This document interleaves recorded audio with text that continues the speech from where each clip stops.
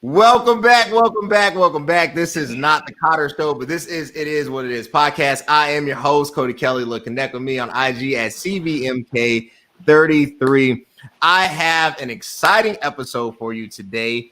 Church myths, lies, and phobias. I have asked these four gentlemen to be on because these are leaders in the body of faith, but they are real individuals, real ones. I have with me none other than the Reverend Jameer Atkins, Pastor Damon Williams, the elder of Prayer Tower / Assistant Pastor Demond Doris, and my brother, community activist.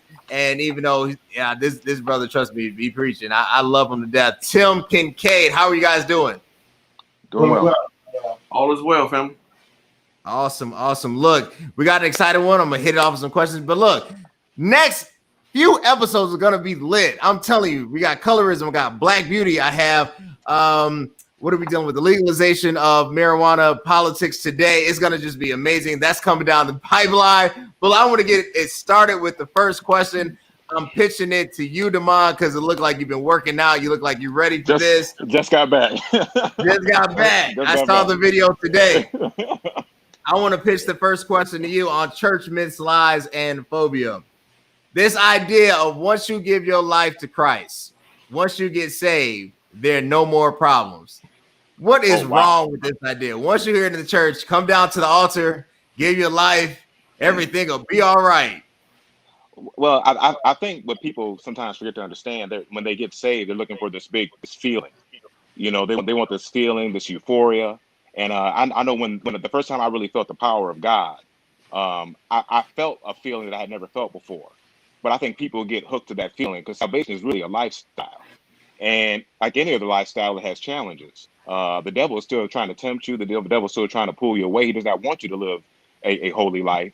So there are still challenges. I think people think that problems go away because you get saved. Problems don't go away just once you get filled with the Holy Ghost. You just have power over problems. And I think people have to understand that sometimes after you get saved, especially in the beginning, you're probably going to have more problems. That's when you're most vulnerable. That's when the devil really wants to pull you away. So I think that the myth that problems get better. I've been married 17 years. My wife is saved. I'm saved. We still have married problems. We still have kid problems. I know we still have bill problems. Bill problems don't go away because you got saved. Money's tight, whether you're saved or not. For us, maybe you are, balling. I don't know, but I think. But we don't let those problems overcome us because we have salvation. We don't let those problems manifest into something that they don't need to be. I'm not out looking for other solutions outside of my home because I do believe that I should walk with Christ and follow his teaching. Awesome. Reverend Jameer, once you get saved, there's no more problems. Demond hit it on. Look, we still have problems, and a lot of times when you get saved, you are initially more vulnerable. Therefore, the increase in problems might happen. What are your thoughts? I agree with that 110%. That it's definitely not to sound churchy, but it's when you're going to feel it most is during those times, especially when you're just doing that transition, because it's truly the crucifying of your flesh. Apostle Paul said it best. He said, "Even when I try to do good, evil is present," meaning that I have to suffer through this thing that we call salvation. And now, but the benefit of it is that I don't go through this thing alone. I begin to develop my character and develop my faith through the situations that I'm facing. Not that they go away, not that they disappear, but now by the grace of God, I like those twins, grace and mercy. They are carrying me through those challenging conversations, those challenging times, those challenging COVID-19 experiences, those financial crises. I just understand now that I have a better foundation, not in what I attain through my own mind, but by through the grace and the mercy of God and the witness of and testimony of others that have went through it. And it's the journey that builds me and develops me along the way. Awesome. Tim, I want to pitch this to you and then name it. I'm going to hit you with a curveball because that's what we do here on It Is What It Is. Once you get saved, you grew up, you're in the church, you're a member of Progressive. Once you get saved, there's no more problems. What are your thoughts on that? Psych. Whoever thinks that, man, wow. More. I feel like The more it's like more money, more problems. More Jesus, more problems. You know, when you're a follower of Christ, you are succumbed. Like you literally have trials and tribulation that's set up for you as a child of God. Your tests and your trials, like you have to go through something to be an overcomer and to be able to share and have a testimony while you're saved. We all got testimonies of how we came out of darkness and into the light. But those of us that can attest to that and say, yo, I used to live this way. God brought me out of it. Now I'm living this way. I'm married now. Oh, now the devil trying to attack my marriage. I got children now. Oh, now the devil trying to come between the children and the parents. Oh, I'm older now and I'm trying to seek wisdom from the elderly. Oh, now the devil is coming between the older generation who are more wise than us and coming between them and us where we can't receive knowledge from them. We have to, literally break through all of these different, it's so many barriers that we have to break through as children of God. And it's easy to get discouraged. Like it's easy to just say I quit and just fall back into the world and live like the world live and do what the world do. So when you become a child of God, it'll be the most challenging time that you probably ever have in your life. Awesome. Naaman, I want to take it up a notch because everybody has hit on it. We're married. This understanding that, oh my God, once you say I do, once you ask her hand in marriage, you'll never be tempted again. You will never see something that you don't like. There will never be a woman who will not catch your eye. I'm going to speak candidly. I love April to death. I love April. April is I'm not leaving. You can pay me. I'm not leaving. I'm not going anywhere. But don't get it twisted. I'm still all man, all human. I'm still not to say like, oh man, but you know what I'm saying? I'm still in this thing, man. I still see what I see. I still like Meg the Stallion. And if I'm not careful, I might spend too much time on Instagram. Tell me about that. Tim Tate, tell me about being married, man. That lie that is told that once you say I do, all of a sudden the urge to want to do other things disappears. Well, whoever said that, they tripping. Okay? All right, let me say that first of all, they tripping. But let me throw you a curveball back too. Like I want you to understand. Everybody need to understand this. We ain't the only one. Men ain't the only one who sees attractive people. Hello. Our wives see attractive people too. Amen. She better not. Come on now. Amen. They just know how to do it and say he's sensitive and things of that nature. We say, "Oh my God." So yeah, it's definitely a myth in the church. What I love about me and my wife, my wife loves Will Smith. And he might need her right now, huh? Right. He can have right. Hey. He down for entanglements. Hey. Right. So I'm not tripping because I prefer for us to be able to talk about other people that are attractive instead of us just going to our grave and acting like we ain't never seen nothing that walk past us in the mall, at church, or anywhere else. So yeah, I mean that's definitely a myth, but we don't talk about it because we're holy, right? Why don't we talk about it? And Damon, I throw it to you. I'm human, just because I might like her the way she's developed, I have no interest, right? I always say it like this. I love looking at Lamborghinis. I am content with my Mazda CX-5. First of all, I can afford the note and I can afford the maintenance, and I have no place. I would not even trust a Lamborghini in Chicago. That thing would get snatched. So why can't I be who I am? Why do I have to pretend like I don't have these feelings? Well, I don't think it's so much that you have to pretend you don't have these feelings. I once heard a pastor say that it is natural for men to stray and men to cheat. And I was kind of offended by that when I first heard that because I've never had the desire to step out on my wife. But he said once you get saved, the Lord gives you supernatural ability to stay with that one woman. So I had to get out of myself and say, maybe the reason I am is the way I am, not because of anything that I'm doing, it's because of what God is doing. But I think women know just instinctively that men tend to look, and unfortunately, we have a history where men just tend to stray. I mean, we got to be honest with it. Men tend to stray. Now, I think for us, most of the time, it's not emotional. We just see something we like, and we just want to get with it, do whatever we want to do with it, and throw it away because that's just how we are. Where women, when they give their bodies to a man, most of the time, it's because of a deep emotional connection.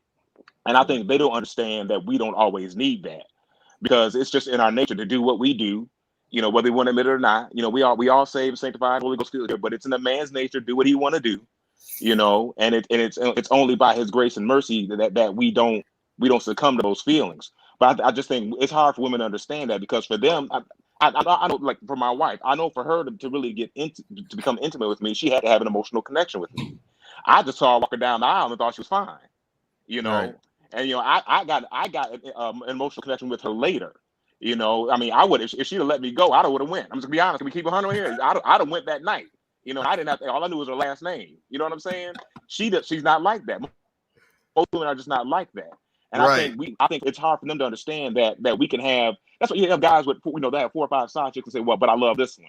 He's not lying because we don't need that emotional connection to make that physical connection. Right.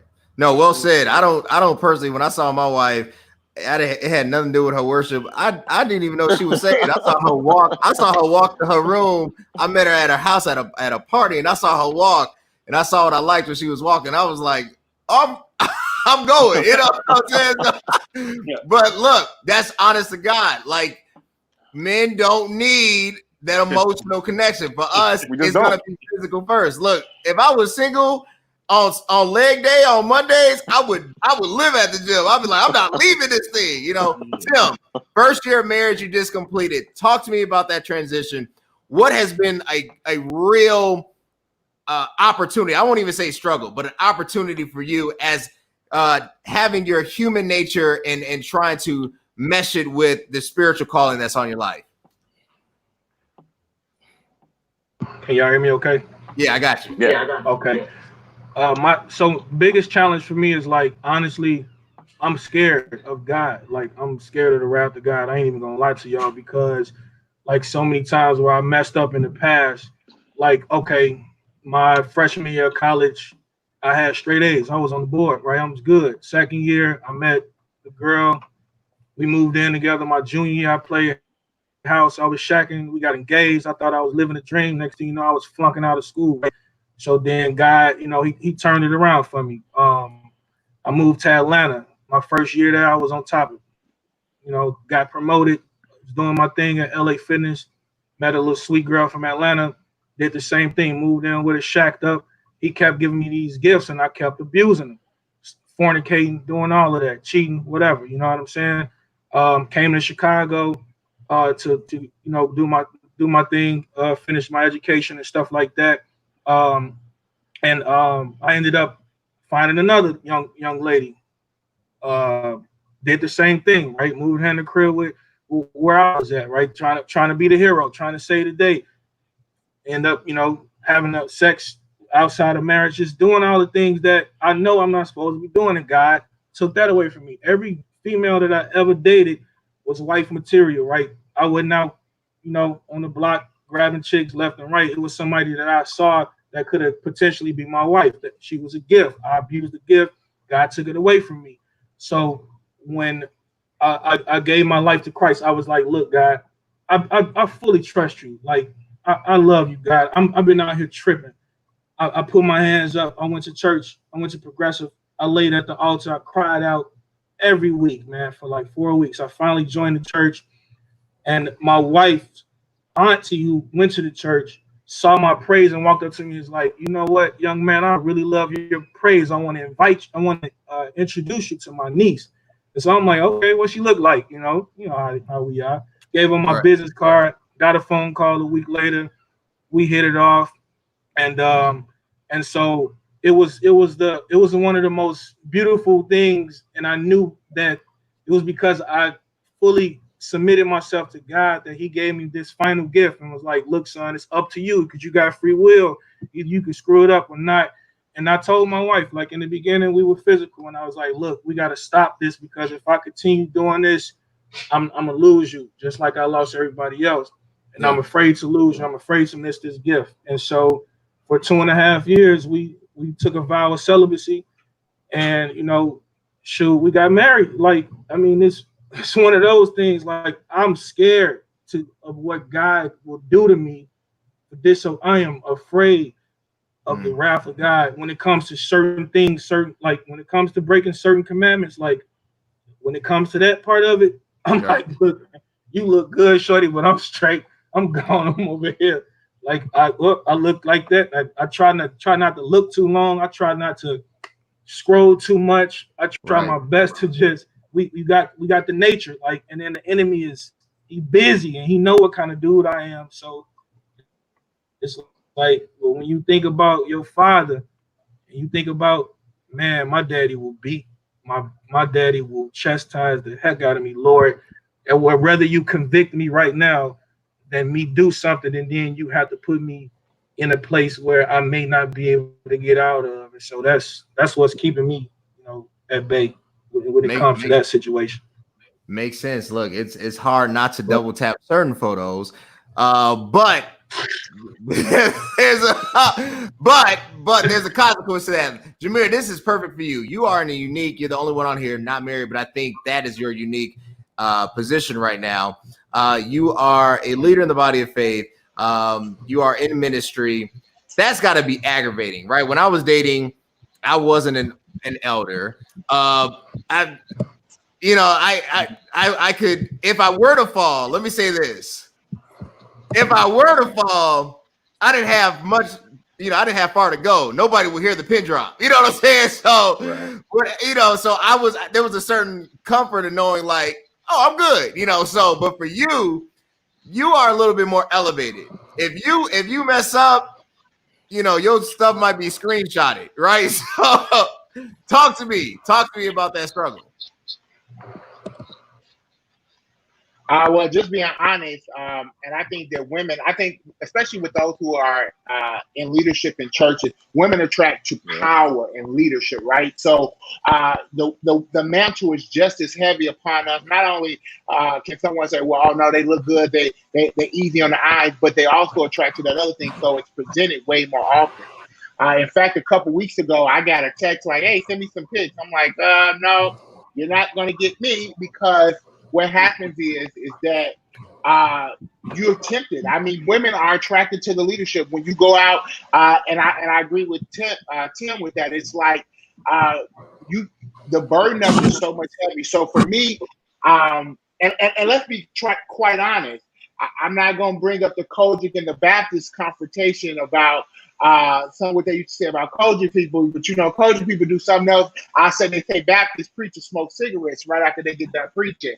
But what I will say is that when you walk in the calling that God has on your life, it's very hard sometimes to walk among other brothers in the faith too, because some people are not living holy. Some people are not living, they like, man, I see it, I act on it. So when you come and say, you know what, I've consecrated myself until God sends me my help me, sometimes you're ostracized, because some brothers are like, look, I'm enjoying it. I saw it, oh, taste and see that the Lord is good. And they really are living out that commandment. And so you're ostracized inside the church. So for me, it's just truly, my spiritual mother used to always tell me, she said, ministry is a very lonely place, Jermaine. And I never understood the magnitude. You can preach, people can get saved, people can get delivered, but at the end of the day, you go back home and you're by yourself. And so you have to, and my mother passed when I was in 2007. And one thing I used to pray for my mother, and God showed it very clearly to me, is that, Lord, you keep my mind. Because it is, I mean, when you're doing ministry and you see God opening up doors and you see people are calling for you to help in different areas, one part you could take it to your head, but then you always think about what will it be if I had to help me to carry this burden and this cross with me. And it becomes one of those things where you just have to truly not be of lip service, but be of action, and truly hide his word in your heart that you may not sin against it, because your flesh is easy to fall. And I'm telling you, I'm not blind. I totally agree. I have to keep scrolling on Instagram. I have to keep, sometimes I put that phone away because temptation is real. But I love Christ more, and I love and I love God more, and I love the work that I do to help him. So I believe that in God's due time, He's gonna send me that bride, and she's already out there. I'm being perfected on this journey. She's being perfected. But I told the Lord I'll be 32 on Thursday. God, my time, a man shall not be alone. That's what the scripture says. But in God's due time, I keep hope alive, in the words of Jesse Jackson. Keep hope alive. All right, ladies, you heard him. He is single and ready to mingle. Slide into the DM right now. When I put the social link, you'll have his number up, so you'll be able to contact Jameer and be like, "Hey, look, I heard. I'm ready too." Like, I want to tackle this question. I'm gonna throw this a name, and then I'm gonna take it up another level.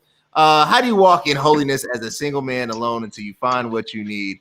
I'm gonna say this: that process is a very burdensome process.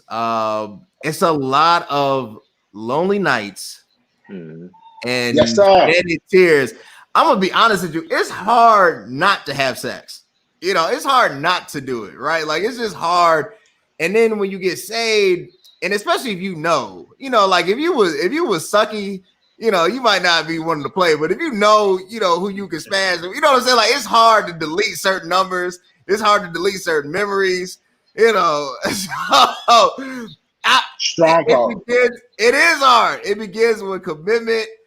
It's a lot of sleepless nights. There's a lot of video games. Thank God for Xbox. It's a lot of calling demand, seeing if I need to, go to Walgreens and get certain stuff. But it's wild. I'm gonna throw this to you, name it. You are a pastor. If one of your young people came up to you, and then I'm gonna take it up a notch. In 1 minute, explain how would you walk in holiness as a single man? Oh wow! I get this question asked a lot with my youth department. I would literally say, seriously, and not being cliche, it's just 1 second at a time. You really can't get ahead of yourself thinking that, because temptation for all of us, like for me, deliverance for some men is not being around it. So some of us can't handle being in the room with it. So our deliverance is predicated of not us being in the room or associated with it. Other people can be right by it and it won't affect them. So it's a different mentality for each man for what we've been through, more or less, say, in our lives. The one thing I would say is try to find someone who's like-minded as you, is because many times your friends and your circle will have an influence on you to do something that you were in between doing. Like many things that I've done, I think that I was not under the influence of alcohol, but I might have been under the influence of my circle. So I would say to make sure that circle that you have is like-minded as you, and you can kind of go on this journey together, because it is a lonely journey, but you're never alone. The Bible says He will never leave us nor forsake us, but we do get lonely. So that would be my advice. Awesome. Let's take it up a notch. I'm gonna hit on something. I get it. The church needs finances. It needs money to run. The lights need to be paid. It has people on salary. Ministry is not cheap. My pet peeve: I do not believe in the $100 miracle line. I have been at many services where you have to stand in line and donate this seed offering, and somehow the seed offering is actually going to activate my blessing. A couple problems with that. First of all, it isolates people who are economically struggling, because if they can't afford it, how would they have access to it? It seems like God is now allocating in economic oppression. The second problem is with that, if I could have paid for it a long time ago, I would have just gave the $100. And so I want to talk to you. You invite a prophet up. You invite a pastor to speak at your church. Pastor name, I'm sorry with you. Then Devon, hit Tim, Jameer. The miracle line, the $100 miracle line. What are your thoughts? Well, I've only experienced it once being the senior pastor. Okay. And I did get up and apologize after the person was done. I did, because I had no clue that was going to happen. It was just early in my pastoralship. Cody, I definitely agree with you. But the one thing that we do have to be careful in is the process of the seed and harvest. I do believe in that. The problem is that we manipulate the process so man gets the glory out of what you are going to receive. Whatever the transformation is of the seed, truthfully, none of us have anything to do with it. We really, really don't. So, in that, I am completely with you. And being a Kojic pastor, I think we probably uh, use that more than other reformations, because I'm a musician by trade. I play for every reformation that it is, but ours have a tendency to do more than one offering, or if we don't do more than one offering, we're going to hit them hard in the beginning. So I definitely agree with you. I do believe in the seed and harvest principle, though. Awesome. Damon, I come to your church. Your dad invites me to speak. Not me personally, but invites the preacher to speak, and stands up at Prayer Tower at you guys' new beautiful edifice and says, if you want a miracle by Tuesday, you're going to sow $500. If you want it by Wednesday, you're going to serve $200. And if you want it by Thursday, you're going to stand in the $50 line, and everybody else can just get $5. What goes through your head when you see stuff like that? Well, something that you touched on earlier, and I agree with what Pastor Damon said. I was fortunate enough to be blessed to be born to a hardworking two-parent household. I remember when my parents didn't have a whole lot of money. They got married very young. They were 20 and 19 when they got married. I was born a year later. So I had very young parents. I remember when we struggled. I remember when we couldn't pay bills. I remember when things were just hard and tough, but we always went to church. Uh, I can't imagine how my 20, 22, 23-year-old mother and father would have felt had someone told them that they need to give them a $75, $50, $100 seed offering to be blessed. When I saw how hard my parents were working, I saw how hard they were struggling in the beginning, and I know they would not have been able to afford that in my young childhood. Fortunately, my father was blessed to move up in his company. My mother started working, and my family became we were able to move up into the higher into the middle class as I got older. So now when those type of situations happen, we can be a blessing. But I often wonder, like this, I know there's still families out there who are still struggling, like my family was struggling 30, 40 years ago. So does that leave out those families? Because I remember being one of those families. So I've never liked it. And I do understand that the bills need to be paid. I do understand that being part of a ministry is expensive. I'm the executive pastor of my church. I handle all the bills. I pay the mortgage. I take care of all the business of my church, special events. I take care of our administrative department. So I understand that the church needs money. But I just don't ever think that finance should be more important than lowering or hurting the esteem of some of its own members. Because people, what about you have a member that's born to a single mother or a single father who may not have the access to move up in class as quickly as a married household. They may not have the support. I have a big family. My parents have always had a lot of support. And because of that, now I have a lot of support. They were to send me to college, not just because of things that they did, because of things that my grandparents did. And they were fortunate to have strong parents. So I don't like to make families that may not have been born with that support, that may not have been blessed with that type of support, to feel isolated and feel like they can't left out, they can't fully participate in the ministry just because they don't have financing. So I've never liked that. Awesome. Tim, like as you shared your testimony, your story, your journey, you and your wife, Nicole, go to a church service, and Prophet Aquafina comes and decides, hey, look, I'm raising anybody that wants a miracle. I'm starting the miracle line off at $1,000. What are your initial thoughts when you hear things like that? Well, growing up in the Kojic church, like you see it, especially when those prophets come to the church, guest speakers and stuff like that. So I've seen it, heard it. I get uncomfortable. It's like I compare that to bring in JB Prisoner to speak to the congregation for the black vote, right? It make me uncomfortable like that sometimes, right? And so I have to get out of my emotions and get out of my feelings, and then ask God to like really give me a meaning and an understanding of this. Like, God, if I do sow this seed, like I'm looking for you to bless me out of obedience, because I need to, like, that discernment has to come out, right? You got to see God in it. So I'm not gonna be the guy to drop the 1,000. I might be the guy to drop the 50 out of obedience, and then I'm praying while I'm going up there and say, Lord, I'm doing this out of obedience, God, because of how good you've been to me. And I know this money is going to ministry. I'm not expecting a miracle that a man is promising me. I'm just doing this out of obedience because of how good you are. You've been to me. And if you have something more in store for me because from this seed that I'm sowing, Lord, I will willingly accept it, right? But the 1,000 and all that, like, nah, I'm not with that. Makes sense. Jameer, Reverend Jameer, if you're up there and because I know how it goes, I've been in that setting. The pastor that invites you to speak tells you that they're low on money.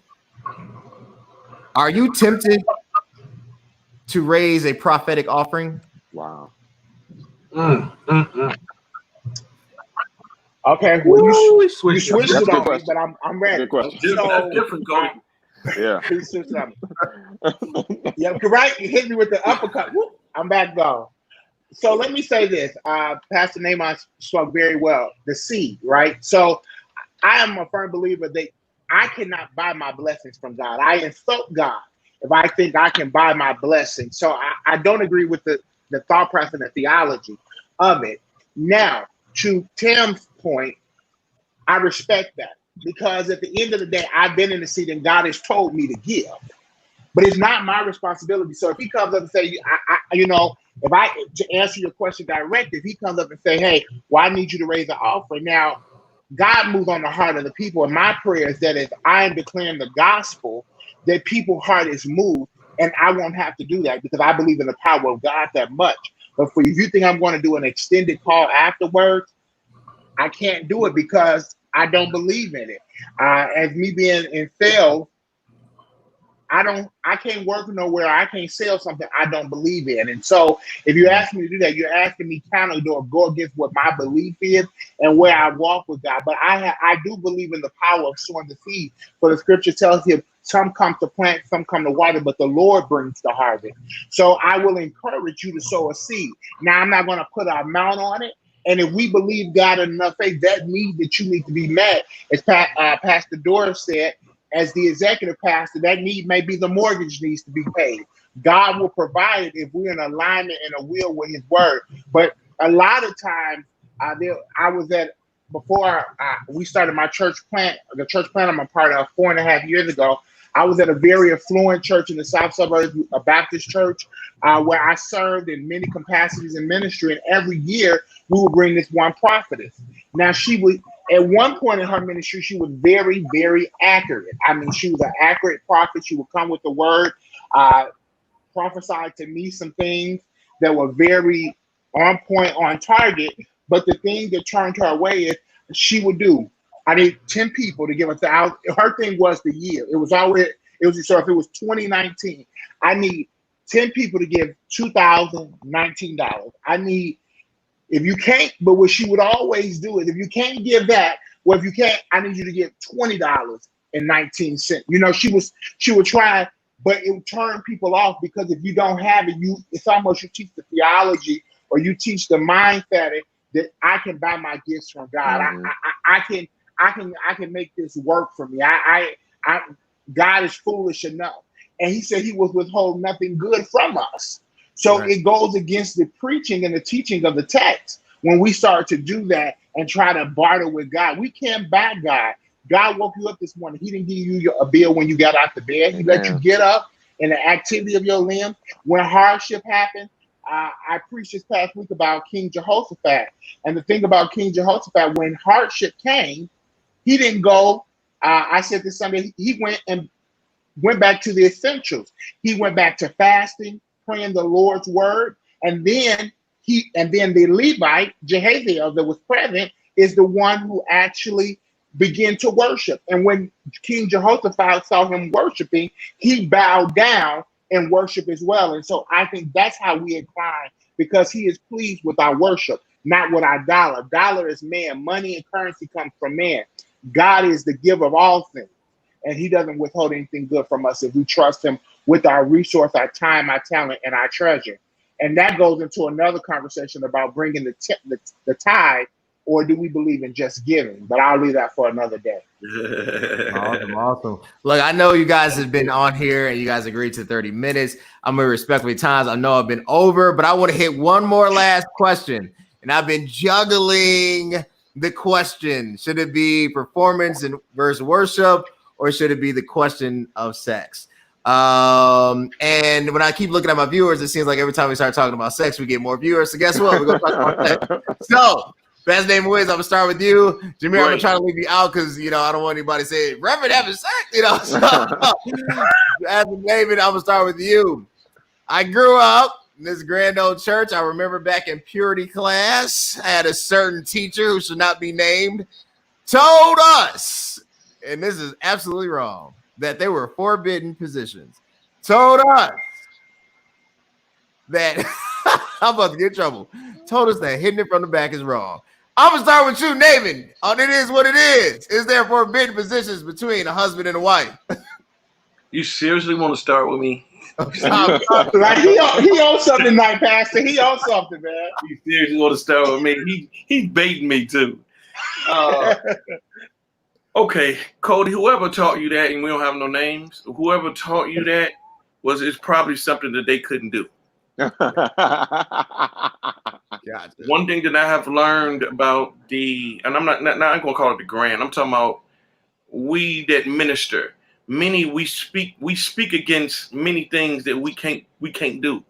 So we speak against it no matter what it is. So my nature is transparency. So I have found that out. Of course, we know what the bed is undefiled, and it. When the bed is undefiled, it does not naturally mean positions and freakiness. It actually means the mindset of you and your mate is whatever. So in that is a different dynamic. 30 years ago, they weren't gonna have you in purity class, Cody, and telling you, hey, it's whatever. They not finna go there, but the day is different. My young people ask me about sex. My young people it's just a different day where they'll be like, Pastor, this is the deal. This is the whatever. And so it allows me to give counsel from a level of openness. It's because truth be told, a lot of us, even at that age, we were doing the same thing. We just didn't put it on social media. Right. I'm preaching to somebody, but I'm gonna leave that alone. But that's my answer. The devil of social media. Demond. Well, the bed is undefiled. Somebody I know some of the elders that came out of your church, some old school singers. And they said, no, Reverend, you can't hit it from the back. You only do a missionary and you can't take blue chews. What is your response?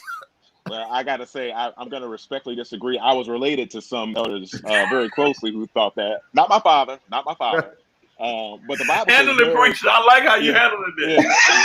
Yeah. The Bible says marriage is honorable in all. Right. And the bed is undefiled. So I think he wanted to make sure that we knew. To me, if it is cool with your spouse, if it's something that you both consent to, if you both feel comfortable, if you talk about it, if you communicate, then to me, in the confines of a marriage, I mean, it's up to you two what's off limits. I guess what I get concerned is when a grown man or a grown woman asks me, and I've been asked this, is it okay to do this with my wife? Is it okay to do this with my husband? And I look at them like, I'm not married to your wife. You ask her if it's okay, because that's between you all. I don't want to know. I don't care. If you do it in your marriage, I don't believe it's sinful. That's between you all. You know, so sometimes I think people are looking for an excuse not to do something they don't want to do anyway, and they want to use the church or the word or to say, well, we shouldn't do that. No, you just need to have better communication because obviously it's something that you don't want to do or she don't want to do in the first place, and they're using the church as an excuse. Ooh, that was heat. Tim, somebody tries to counsel you and your wife and says, Tim, I don't even want you holding hands. You can't be doing that. Is it only missionary for you? What's going on? Bring it out. Bring it out. Where say that at up in here? Fine. Right. Hey, okay, I hear you. Can you find that? Here you go. You can borrow it right here. Can you find that for me in there? Let me know what it is, or this just something coming out something coming out your heart. Yes, sir. Right. I'm challenging you with the word. You want to bring God in it? You got, man, please. You're an expert in it too. Here, find it in here for me, please. Right. Please get me right. Oh, you can't? I ain't trying to hear what you're saying right now. I feel you. No, that makes sense. I'm gonna be honest with you. I didn't listen to him then. Not gonna listen to him now. This is how I roll. I'm already decided. I'm like, look, Jesus on my heart. I got the Excel spreadsheet when I get to heaven on that day. Like, God, I done this.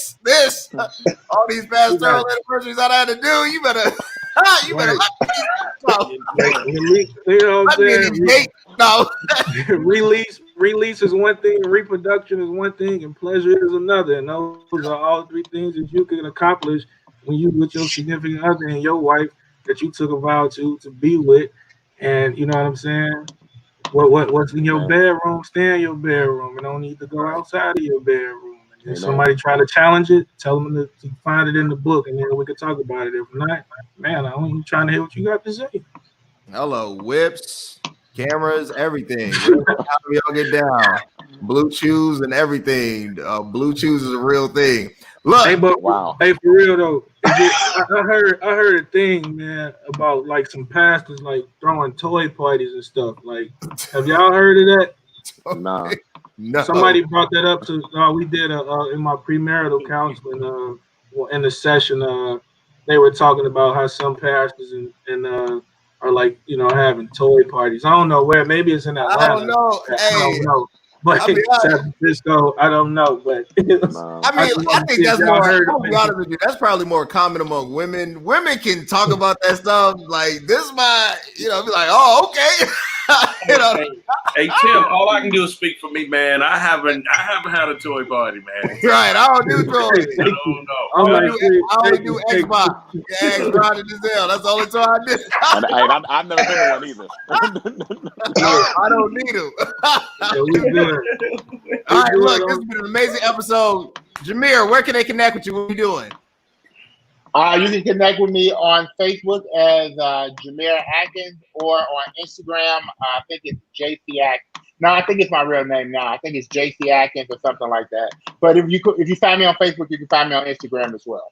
Awesome. Pastor Damon, what do you do? I know you got the convocation. I shared the video. Where can they connect with you? What are you doing? Man, Facebook, IG, NameItWilliams.org. Holla at your boy. Damon, where can they connect with you? What are you doing? Facebook, Damon Doris, or you can get me on IG, D_Doris. So, and anywhere, anytime. Awesome. Tim, where can they connect with you? What are you doing? You can find me on Facebook, Timothy Tremaine. Awesome. Look, I appreciate it. I appreciate my guests. I love these guys so much. Thank you again for this episode. Like I said, next week, I got the legalization of marijuana, politics today, Social Security. We are also starting a series that's going to be amazing on Black beauty. I'm talking about black hair all the way down to colorism. August about to be lit. Hot Girl Summer episode is next week. Y'all don't want to miss that. I got some baddies that I had to ask that are personal friends of mine to be on there. But until next time, guys, I appreciate it. Thank you so much.